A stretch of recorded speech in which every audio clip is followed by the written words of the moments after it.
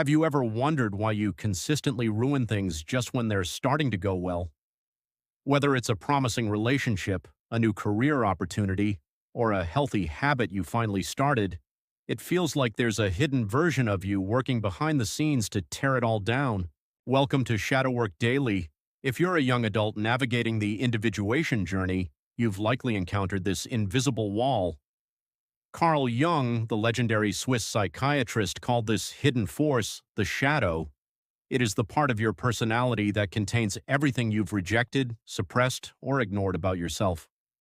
By the end of this video, you will know exactly how your shadow operates, why it causes you to fail, and the 3 daily steps you can take to turn this inner enemy into your greatest ally. To stop self-sabotage, we first have to understand the source. Jung believed that from a young age we are taught to be good.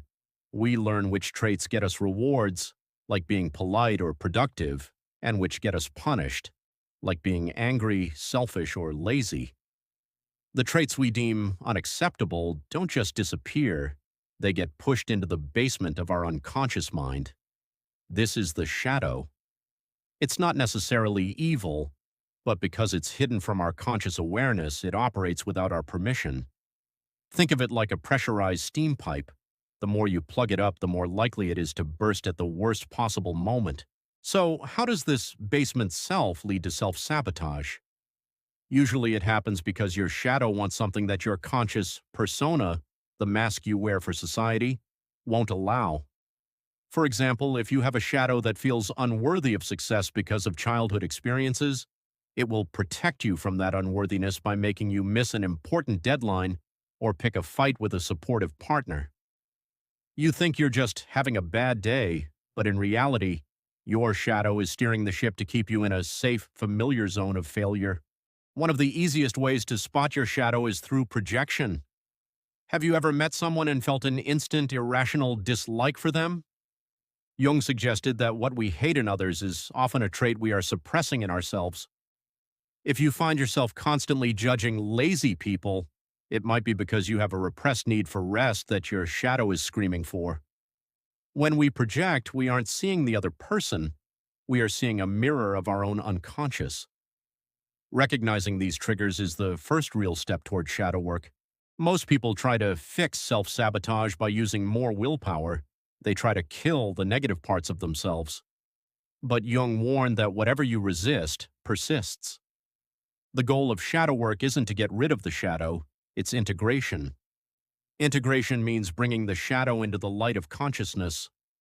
When you acknowledge your darker impulses, your anger, your greed, or your fear, they lose their power to control you from the dark. You start to realize that your shadow often contains gold, hidden talents, and raw energy that you've been too afraid to use. Here are 3 quick tips you can use today to start your individuation journey. The trigger audit. Next time someone makes you irrationally angry, ask yourself, what trait do they have that I don't allow myself to express? I am. Journaling. Write down 3 things you hate about yourself. Instead of judging them, ask them, what are you trying to protect me from? Active imagination. Before bed, visualize that darker version of yourself. Don't fight it, just listen to what it has to say. Integrating your shadow is the most difficult and rewarding work you will ever do. If you're ready to stop living on autopilot and start your journey to wholeness, hit that subscribe button and join us daily. Question for the comments. What is one habit you have that feels like self-sabotage? Let's discuss it below. Bringing it into the light is the first step to changing it.